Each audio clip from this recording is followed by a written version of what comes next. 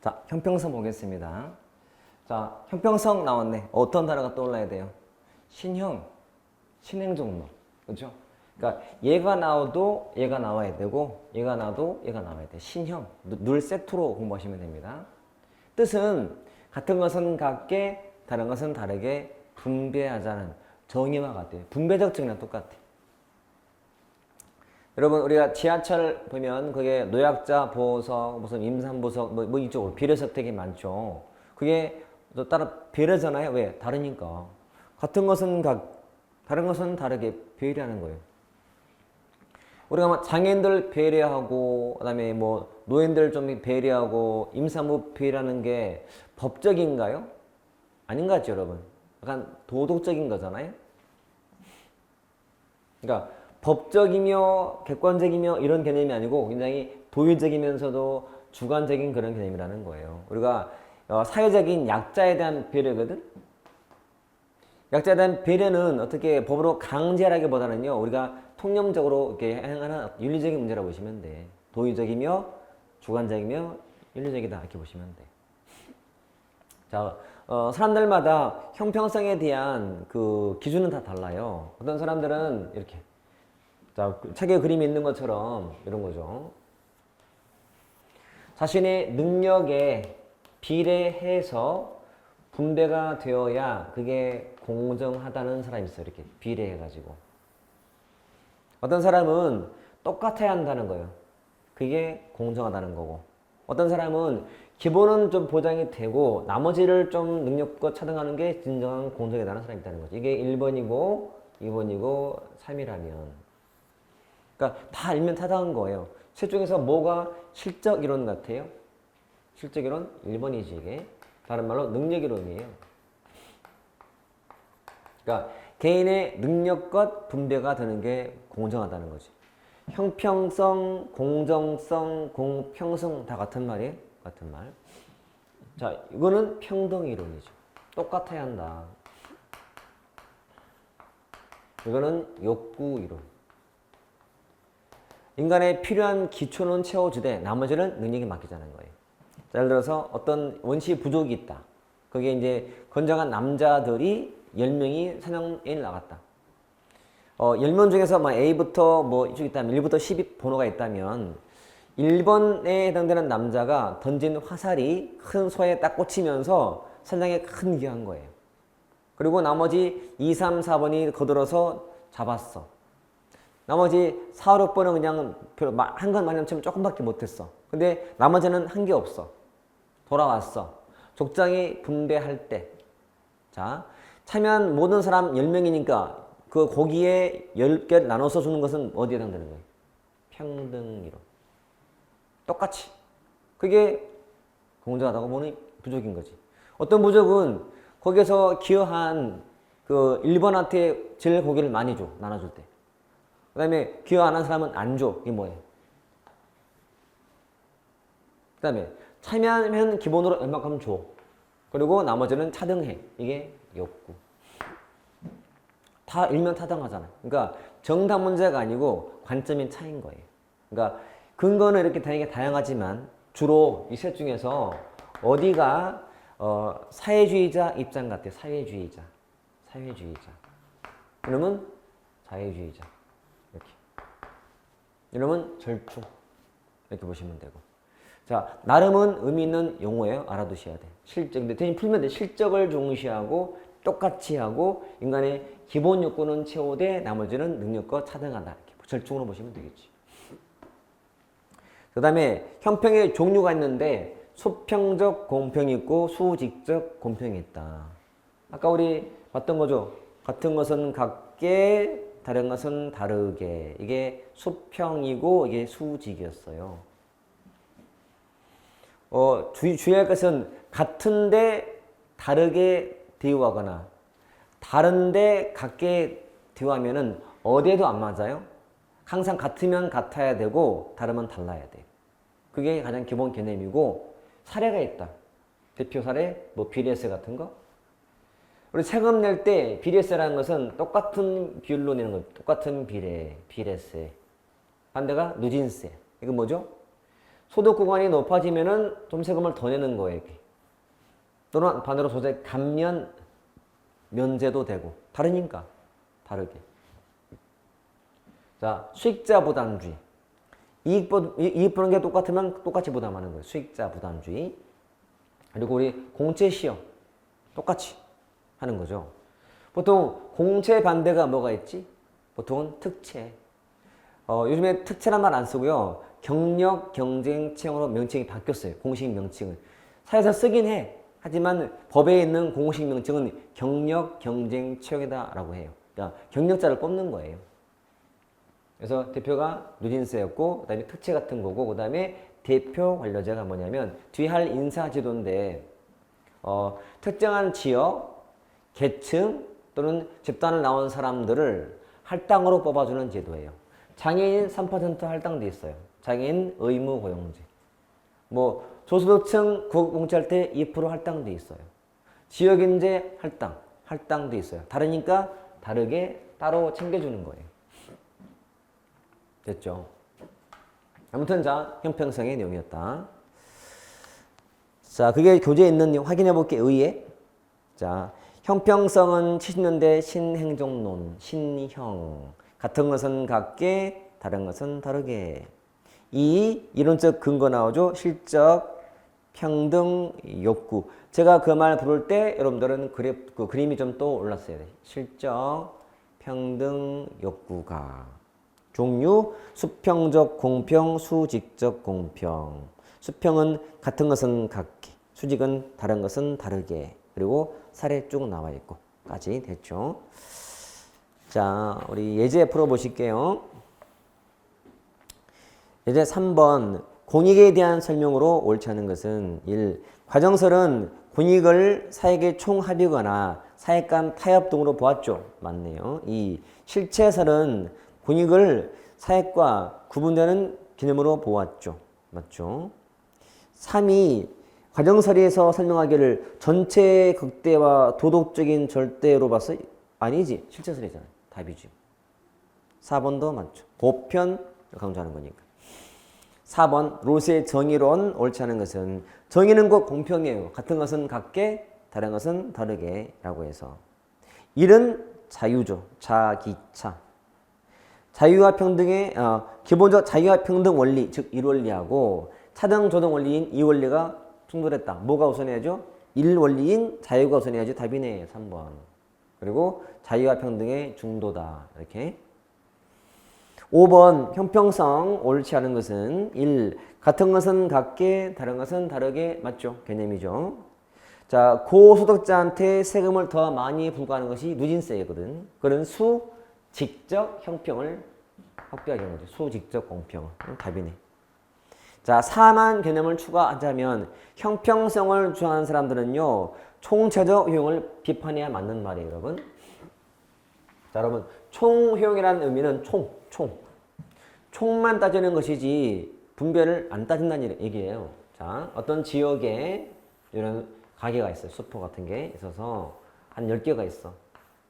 그래서 한 8, 9, 10, 11, 12, 11, 10 해서 한 100 정도를 적당히 나눠 갖고 있다면 이 분배는 공정해, 불공정해? 좀 공정한 분배죠. 대략 비슷하게 가져가니까. 근데 이 지역에 큰 대형마트가 들어왔어요. 들어와서 그 대형마트가 100 중에서 80을 가져가고 교전에 20을 나머지 10개가 나눠 갖고 있다면 총은 100이지만 분배는 잘못되어 있죠. 이런 뜻이에요. 그래서 총만 따진다는 거는 분배를 경시한다는 뜻이에요. 됐죠? 집에서 엄마 아빠가 형만 좋아해. 동생들은 싫어해. 형은 장남이라고 좋아하고 동생들은 차남이기도 하고 딸이라고 안 좋아해. 용돈을 총 우리가 50만 원 받는데 형한테 총만 따지는 거야. 엄마 아빠가. 총 용돈 줬잖냐. 근데 형이 40만 원. 그다음에 밑에 7만 원, 3만 원. 총은 50이지만 너무 분배가 잘못됐잖아. 이렇게 똑같은 거지. 그러니까 총만 따지면 문제가 있는 거야. 우리 앞에 MB 때라든지 박근혜 정부 때는 대기업 살리고 중소기업 죽였어. 그러면서 대기업이 수출 많이 하니까. 대기업한테 갈 분배를 다 없애버리고 그걸 대기업에 주면서 매출이 더 크다는 거예요. 이건 잘못된 거지. 분배를 무시하는 처사예요. 분배란 총이 아니야. 분배지. 이렇게 보시면 돼. 자, 이 5번 같은 문제도 4번 때문에 틀리는 문제가 아니에요. 그렇죠? 4번은 모른다 하더라도 다 앞에 있는 내용이긴 해요. 본문이 있어요.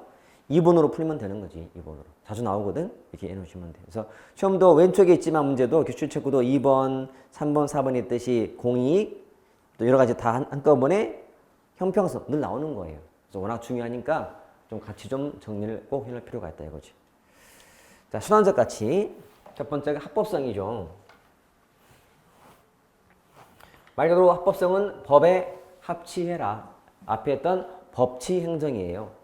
우리가 법치 행정의 3대 원리가 요 세 가지. 법률의 법규 창조력, 법률 우위, 법률 유보. 기억나죠? 앞에 했던 거. 여기서 둘 중에서 뭐가 우리 법치 행정의 소극적 측면이었죠? 소극적 이퀄 부정적 측면은 우위. 왜? 안 된다는 거니까 위반에서는. 이거는 적극적이죠. 좀 긍정적이겠지. 왜?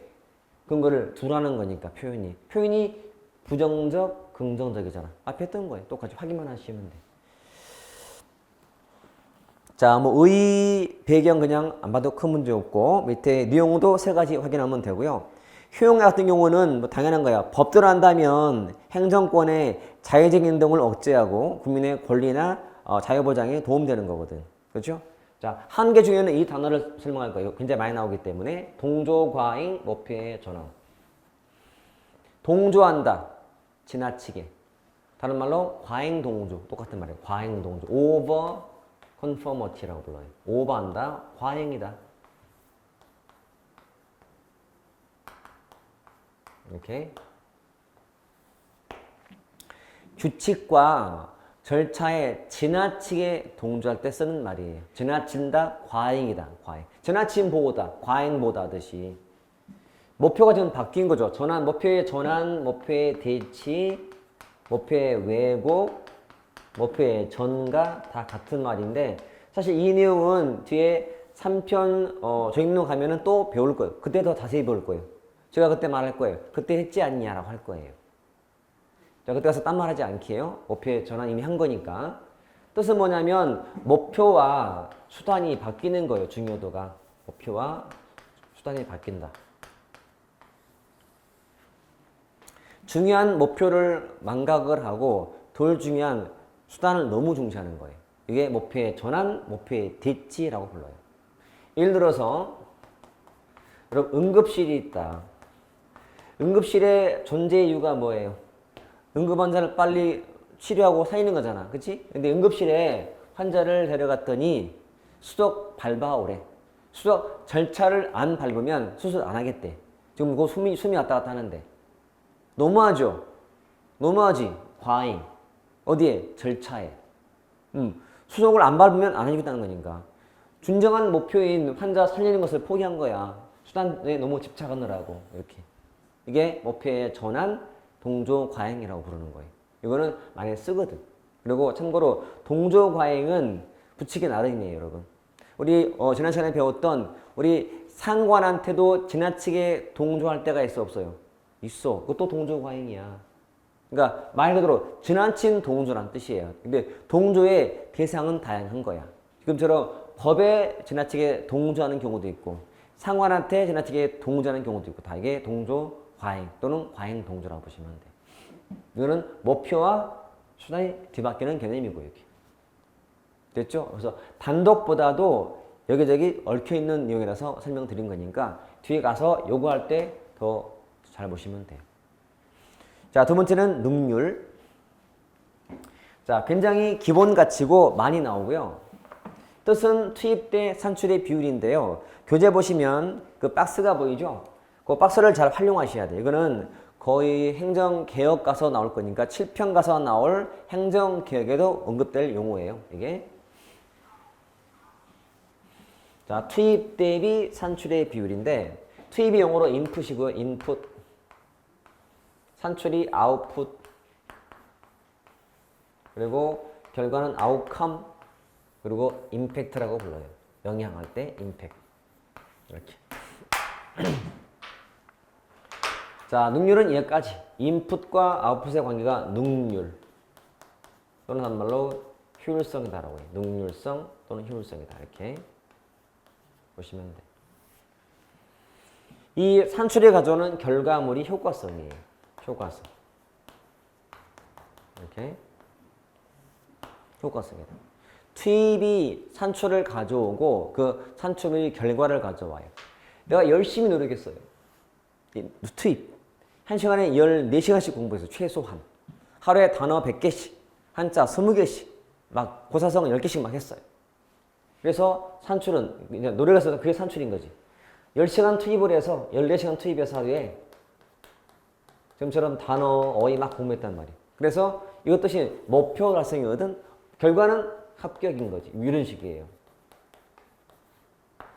그래서 내 삶의 영향이 달라진 거지. 이런 식으로 비교할 때. 그래서 이 틀을 잘 이해하시면 되고, 적어도 이제 필요한 게 뭐냐면 이 능률을 중시했던 시대가 19세기 말이었고요. 그게 민간 기업체에서는 과학적 관리 운동했던 시대였고, 뒤에 또 배울 텐데, 행정학은 그 당시에 역관주의라는 폐해가 났던 시대였어요. 역관주의란 말 들어본 듯하다. 앞에서 정치 행정할 때. 정당에 대한 충성도와 공헌도를 가지고 공직에 임용하는 제도. 이게 역관주의였어요. 기억나죠? 자, 역관주의 인사들은 행정의 능률, 비능률 뭘 초래하게 돼? 비능률을 초래했어요. 자, 전문성과는 무관한 사람들을 뽑았던 거잖아. 공무원으로. 당연히 능률이 떨어지게 돼. 그래서 그런 폐를 극복하려면 곧 능률을 중시한다는 얘기지. 그렇게. 그래서 최소한 기여할 단어가 책 보시면 자 밑에 배경에 19세기 말 의미 있는 단어다. 자 뒤에 또 하겠지만 여러분 19세기 말은 메모해 놓을게요. 행정학 성립기라는 거예요. 그래서 그 밑에 체크하면 되겠다. 행정학 성립기 때. 19세기 말 때 성립해. 앞에 한 사람이다. 윌슨. 기억나나? 행정의 연구? 그렇지. 19세기 말. 정확히는 1887년도에 그때 했던 시기. 그래서 무조건 연관시키면 돼. 지금 배울 것들은요. 뒤에 가면 또 나와요. 지금 좀 모자라도 보충되면 돼. 지금은 체크만 하시면 돼. 19세기 말 민간은 과학적 관리 운동. 행정에서는 성립기 때. 그 성립할 당시에 윌슨이 쓴 논문의 핵심이 역관주의 극복, 즉 정치행정 분리하자는 운동이었거든. 자, 능률에는 종류가 두 가지가 있다. 기계적, 사회적 능률이 있다. 기계적, 사회적. 자, 여러분 모든 공부의 기본은 직관. 직관으로 푸는 거예요. 풀고 되면 끝. 안 되면 더 하면 되는데 적어도 이거는 금방 풀 수 있는 직관으로. 기계적, 사회적. 벌써 어감이 어디가 좀 인간미가 없어 보이나? 기계적. 뭘 인간적이지? 뭘 가치적이고. 이놈은 좀 인간적이에요. 양적, 질적. 단기 대 장기. 절대 대 상대. 이런 식으로. 가치 중립 대 가치. 수단 대 목적. 이런 식으로. 다음 중 사회적 능률에 관한 설명이다. 사회적 능률과 관계없는 거 물어봐. 그러면 이런 단어 속에 집어넣어놔. 고를 수 있으면 돼. 요것만 나올 거야. 그리고 앞에 했던 거죠. 디목. 기억나나? 디목. 사회적 능률. 앞에 했던 거예요. 그 다음에 귤릭, 사이먼. 사이먼도 다 봤었는데 행태론자. 그리고 귤릭, 퍼스트 콥. 초기. 자, 이때 나오는 사람이야. 자, 그래서 요거는 이제 앞뒤가 연결되면 되게 쉬워요. 자, 결론부터 말하면 능률은 이 두 개의 유사한 개념을 기억하자. 나머지 이론들은 뒤에서 배우면 더 쉽게 나올 거야. 제일 짧게는 여러분 과학적 관리론은 기계적 능률, 그리고 인간관계론이 이런 사회적 능률을 중시했던 이론이었어요. 자, 과학적 관리론, 기계적 능률, 인간관계론, 사회적 능률. 벌써 느낌이 오잖아. 과학, 인간이 없어요. 인간관계, 인간이 있어요. 인간적 이렇게. 질적, 양적 이런 식으로 비교만 하시면 돼요. 자, 우측에 103페이지예요. 저 위에 기출문제 2번 1조 날개 부분에 디목이 제창한 사회적 능률에 해당하지 않는 것은 1. 인간적 능률 맞죠? 한 목적도 맞죠? 상대적도 맞죠. 근데 단계적이 아니잖아요. 답이지 뭐. 그렇게 푸는 거예요. 됐죠? 자, 세 번째 민주성 가보시면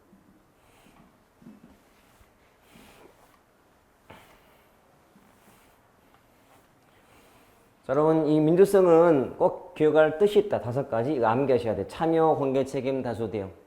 참여, 공개, 책임, 다수, 대응이라고 꼭 암기하기. 참여.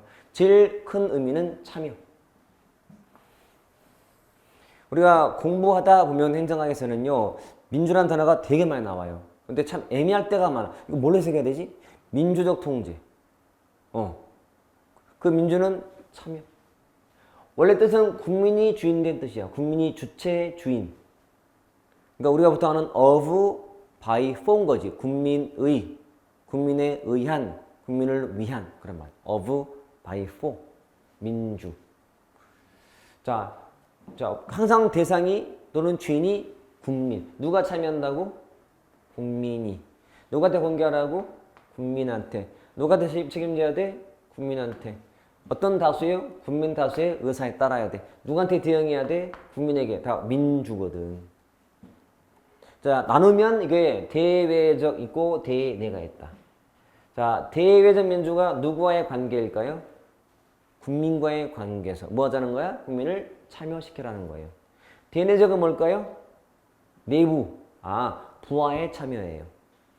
다시 대외할 때 그 외의 대상은 국민이고 대내란 그 관료를 말해.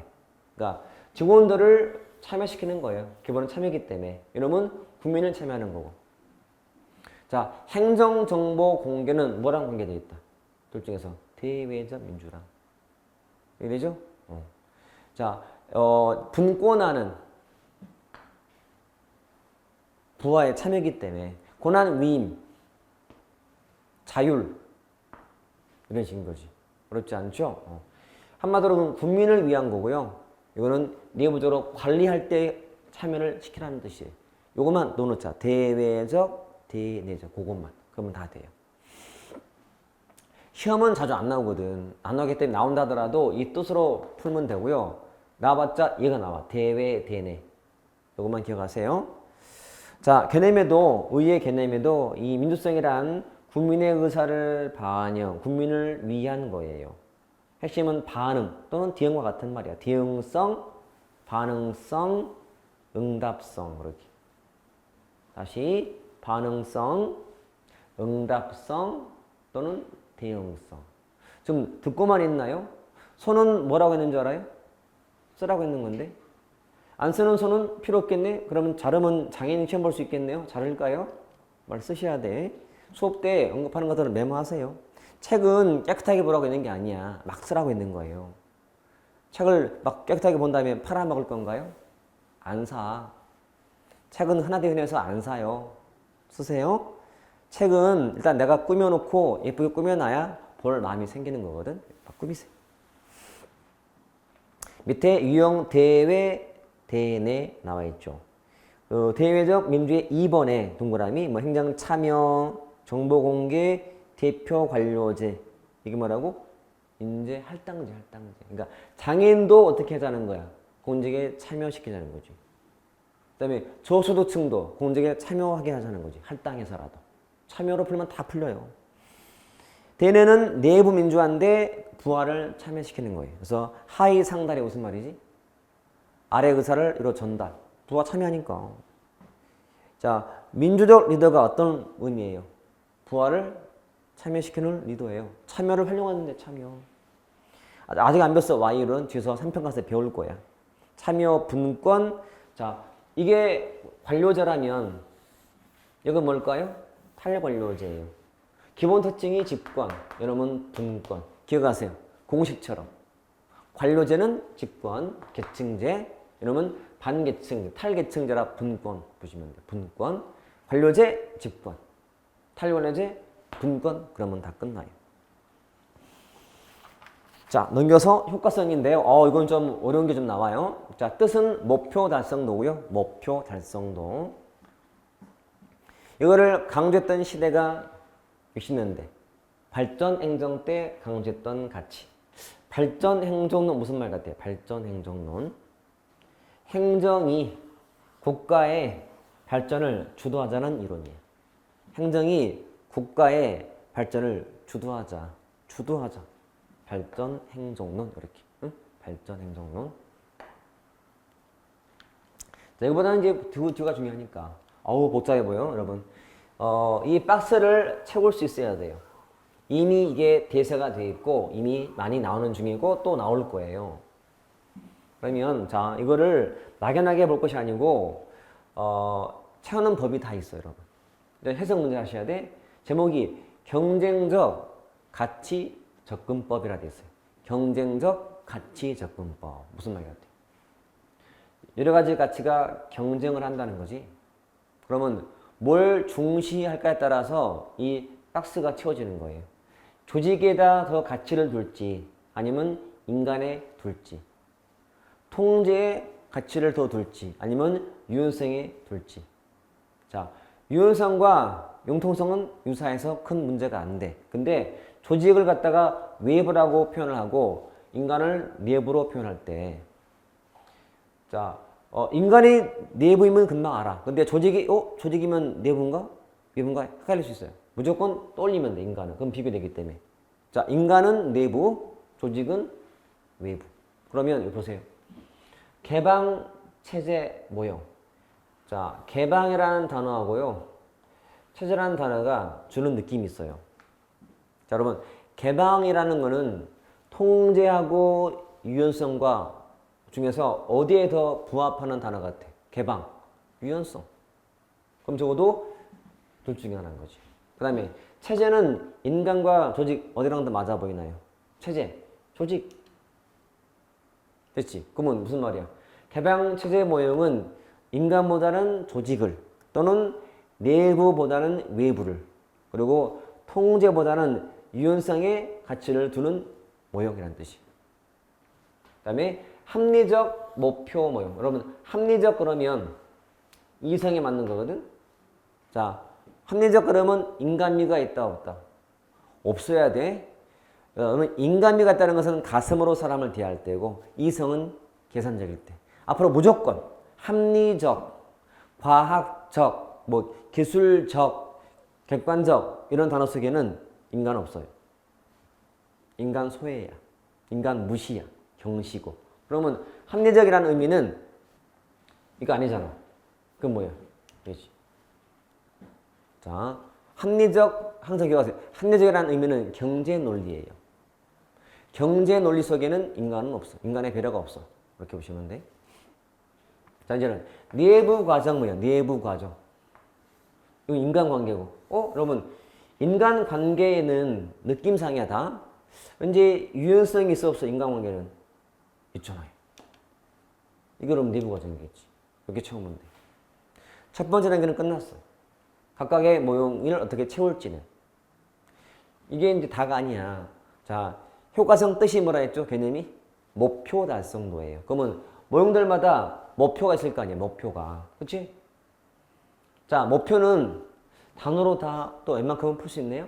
합리적, 합리, 인간. 이것만 조금 특이해. 개방체제만. 그 다음에 내부. 그러면 자, 이 중에서 뒤에 있나 뒤에? 자, 느낌상 자, 합리적 인간 개방체제 내부예요. 어디가 생산성을 목표로 할 것 같아요. 생산성. 왜? 합리는 경제 논리이기 때문에. 돼 있나? 아니구나. 합리니까 얘가 목표가 생산성이고요. 그 다음에 어디가 인적 자원 개발 같아요. 목표가. 인적 자원 개발. 자, 저는 절대 한 입으로 두 말을 안 해요. 처음에 느끼는 느낌 있죠? 직관 느낌이 오래 가는 법이 평생 간다 보시면 돼. 그래서 공부는 처음부터 틀 잡으시면 되게 편해지는 거예요. 그러니까 볼 때마다 알면 되잖아요. 근데 그게 참 첫 느낌이거든. 그래서 처음에 내가 말했던 게 맞구나 싶을 때는 그냥 안심. 근데 의심이 가거나 헷갈리거나 틀렸다 무조건 체크. 근데 지금은 크게 문제될 건 없는 것 같아. 지금까지는. 근데 둘 남았잖아요. 그러면 둘 중에서 안정 또는 균형을 중시한다 뭐 같아. 안정 균형. 이거 같잖아요. 통제인데 이게 안정과 균형 통제거든. 목표가.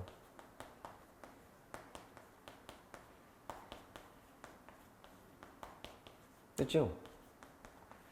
얘만 특이하게 체제 자원이야. 자원. 자원의 획득을 목표로 해요. 자원 획득을 이렇게. 이거를 체제 자원 모형이라고 불러. 체제 자원 모형.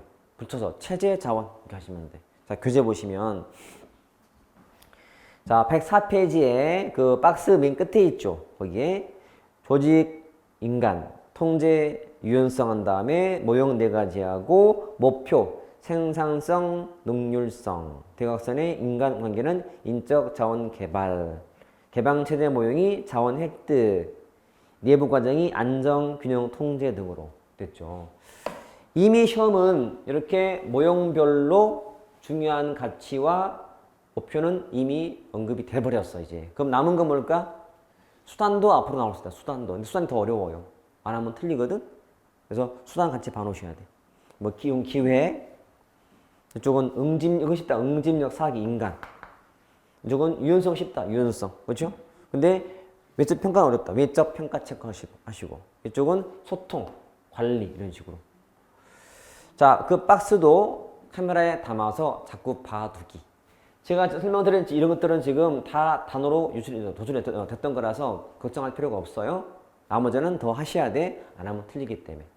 이해되죠? 자, 그 다음 신뢰성 가보시죠. 자, 그러면 신뢰성은 쉬운 말로 믿음이야. 믿음. 신뢰, 믿음. 자, 개념의 2번에 있는 말처럼 사회적 자본이라는 것, 사회적 자본 속에는요, 신뢰, 사회적 연계망, 상호 호혜의 규범, 믿음, 균이 포함되어 있는데, 즉 신뢰라는 것은 사회적 자본의 하나의 내용이에요. 근데 편하게 그냥 여러분 신뢰 그러면 이걸 그냥 사회적 자본으로 보시면 돼. 원래는 더 큰 개념이 이게 사회적 자본의 한 종류야. 이 부분집합이야. 신뢰라는 것은. 우리가 보통 자본 그러면 무슨 자본이 있나요? 인적 자본, 물적인 자본. 특히 이해가 중요한데 비교할 때 이건 뭘 의미하는 거냐 말대로? 물적 자본은 돈, 물적 자본. 우리 과거에는 국가가 성장할 때 필요했던 자본이 뭐였다? 인적 자본, 물적 자본. 근데 시대가 변했어. 지금은 뭐가 필요해? 자, 사회적 자본이 필요한 시기야. 한마디로 신뢰가 필요한 시대. 혼자는 못한 시대이기 때문에. 문제 풀 때는 무조건 여러분들은 자, 다음 이렇게 나오거든. 다음 중 사회적 자본에 관한 내용이다. 틀린 거 물어봐. 그러면 문제의 8, 9%가요. 얘랑 비교하는 거야. 물적 자본하고. 머릿속에 딱 무조건 박아 놓으셔야 돼. 그러면 자, 정부가 행정을 혼자 하는 시대가 아니잖아요. 지금은 협치하는 시대야. 거버넌스 시대. 그렇죠? 그러면 혼자가 아니기 때문에 신뢰가 더 중요한 거지. 혼자 때면 그 필요가 없었지. 같이 할 필요가. 하지만 같이 하기 때문에 좋은 거야. 그럼 서로 믿으면 서로한테 혜택이다, 손해다. 혜택이지. 호혜. 상호 혜택 뜻이거든. 질문해 볼게요. 자, 사회적 자본은 이용자가 많으면 고갈되는 자본이다. X죠. 믿음은 이용한다고 막 사라져요? 아니잖아요. 자, 사회적 자본은 유형적이다, 무형적이다. 무형적이지. 신뢰 안 보이잖아요. 느낌이지. 자, 사회적 자본은 형성 과정이 투명하다, 불투명하다. 불투명하지. 지금 뭐랑 다 비교가 돼? 이랑 비교가 돼. 돈은 보이잖아요. 돈 쌓이는 것이 통장에 막 보이잖아요. 여러분 통장에 돈 쌓이는 게 보여 안 보여? 물론 안 보이겠지. 뭐 저축 안 하는데 보이겠어요? 하지만 엄마 통장은 쌓여. 조금씩이라도 적금 넣잖아요. 보인다. 하지만 신뢰는 안 보여. 그렇지? 신뢰. 이거는 이용자가 많으면 고갈돼. 고갈되잖아요. 그렇죠?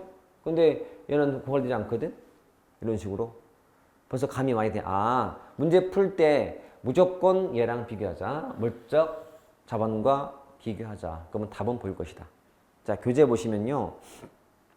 비교해놨잖아요. 박스에 차례적 자본 무형, 물적은 유형. 자, 공공재적 의미가 있고 사적재가 있잖아요. 여러분, 돈은 쓰면은 사라져요. 집에 있는 돈은 내가 쓰면 엄마가 못 써. 경합적이야. 배제가 돼, 돈. 하지만 신뢰는 그런 거 없어요. 그죠? 그 다음에 신뢰는 계속적인 교환이지만 물적은 보통 등가물 교환, 같은 가치를 교환한다. 쉽게 말하면. 여러분, 돈 주고 빵 사잖아요. 그럼 빵을 그만한 가치만큼만 주는 거잖아. 이 빵이 뭐 1,000원짜리야. 1,000원짜리 주는 거야. 물적인. 등가물. 그리고 신뢰라는 것은 또는 사적 자본은 시간의 동시성이 전제가 안 돼 있어요. 무슨 말이지? 내가 지금 누군가한테 주는 신뢰라는 게 당장 대가로 돌아올까요? 그건 아니라는 거야. 이게 10년, 20년 언제 올지 몰라요. 하지만 물적 자본은 동시야. 여러분 물건 살 때 동시에 돈 줘야 되잖아요. 이런 거거든. 교환할 때 동시 교환이기 때문에. 자, 그거는 하나의 사례일 뿐이고 무조건 비교하자는 거지. 비교하자. 자, 특징에는 필요한 단어가 일단 밑에 상향성을 뜬다는 말 체크. 상향성. 신뢰는 위에서 이렇게 강요할 수는 없는 거예요. 믿음은. 자발적으로 만들어지기 때문에 1번처럼. 그리고 이제 참고 박스가 있죠. 박스. 자, 5번을 봤더니 자, 사회적 자본은 사람들 사이에 내재하고요. 그러니까 믿음이라는 것은요, 혼자 믿음이 아니야. 믿음을 주고 받는 관계이기 때문에 관계에서 존재하고 또 공동 소유하는 자산이며 따라서 혼자가 배타적인 소유가 안 돼요. 신뢰는 내 거다 말이 안 돼요. 모두가 공유하는 건데 본인만 신뢰가 있어요? 아니야. 신뢰는 공유하는 것이기 때문에 그래요. 또 넘겨보시고 자, 6번처럼 미용봉에 보면 뒤에 거래 비용을 감소시키죠. 체크. 자, 여러분 사회적 자본이 형성되면요. 비용이 줄어요. 쉽게 말하면 믿음이 쌓이면 감시할 필요가 없어지고 배신하지 않게 돼요. 그러면 감시할 비용이 필요 없고 나중에 싸울 필요가 없어지는 거예요. 비용이 주는 거죠. 그러니까 그 사회가 이런 사회적 자본이 축적이 돼 있다는 것은 저비용 사회인 거예요. 이미 신뢰가 많기 때문에 그렇게 보시면 되고 그 다음에 7번도 뒤에 좀 불분명하다. 됐죠? 그 다음에 협력을 촉진할 뿐 아니라 혁신적인 발전도 촉진해요. 사회 모두가 신뢰가 많으면 그만큼 사회는 좋아진다. 쉽게 말하면 좋아진다. 협력도 촉진하게 되고 뭐 그런 뜻이에요. 됐죠? 여러분 신뢰는 단시간 내에 만들어질까요? 아니겠죠. 시간 좀 필요하겠죠. 여러분. 뭐 그런 거야. 다 우리가 하나 상식으로 푸시면 돼. 자, 왼쪽에 보면 기출문제가 둘이 있는데요. 자, 4번, 5번 다 한번 풀어볼게요. 참고로 여러분 이런 사회적 자본은요. 시험에 나오면 어떤 것도 미리 공부하고 갈 수는 없어요. 왜냐면 나올 때마다 새로운 지문이 나오거든. 그렇다고 못 푸는 게 아니야. 어려워도 쉬워요. 자, 볼게요. 4번 문제. 사회적 자본으로 옳지 않은 것은 1. 신뢰를 통해 거래 비용을 감소시키는 기능이 있어요. 맞지? 2. 단기간 내에 정부 주도로 만들어진다고? 말이 안 돼. 신뢰는 자발적인 거예요. 정부가 주도해서 할 수는 없는 거예요. 또 단시간 내에 못 하는 거예요. 이게 딱 같아. 그치? 근데 3처럼 좀 추상적이에요. 어떻게 신뢰를 계량화해요? 주관적인 믿음인데. 맞는 말이고. 개인의 신뢰, 집단적인 신뢰, 공동체의 신뢰 다 상이한 수준에서 다 볼 수가 있는 것이기 때문에 맞는 말이고. 자, 그 어떤 것도요. 어떤 것도 1번 좀 뺀다면 본 적이 없는 문제가 나온 거예요. 하지만 어려운 건 없잖아요. 볼 수 있지. 자, 5번도. 사회자본이 형성되는 모습으로 보기 어려운 것은 1. 주민들의 소득이 계속 증가한다. 소득이 증가한다? 이게 신뢰가 만들어지고 있는 모습인가? 아니잖아. 무슨 자본이야, 그거는? 물적 자본이잖아. 돈이기 때문에. 다른 답 1번 같은데? 2번. 많은 사람들이 알고 지내는 관계를 유지하는 가운데 대화, 토론하면서 도움을 주는. 맞죠? 이웃과 동료에 대한 믿음이 존재하고 신뢰하고 맞네, 그것도. 구성원이 삶과 세계에 대한 도덕적, 윤리적 규범을 공유하고 믿음이 쌓이는 모습이야, 이게. 이렇게 나오는 거예요. 그러니까 어떤 것도 책에 딱 정형화된 문제는 질문은 없지만 문제는 금방 풀 수 있잖아요. 이렇게 보시면 돼. 그러니까 공부란 어느 순간이 되면 공부할 필요가 없어지는 거예요, 여러분. 처음에 얘기했잖아요. 학은 무조건 암기라 할 수는 없다. 물론 필요한 게 암기할 때가 있지만 암기하더라도 기억에 남게 하면 돼. 신형처럼. 그렇죠? 갑자기 신형. 자, 반복만 몇 번 하면 평생 오래 가는 기억이야, 기억. 신형. 그러니까 암기할 것 같으면 오래가게 만들어 놓고 아니면 이해하면 돼. 볼 때마다 할 수 있기 때문에. 자, 그래서 이만큼 하면 되겠죠. 자, 기타 가해성 등등의 가치에 대해서는 제가 다음 시간에 보도록 하겠습니다. 오늘은 여기까지만 하고 다음 시간에 실내 마치고 행정인을 마치고 다음 시간에 하겠습니다. 네, 고생했습니다.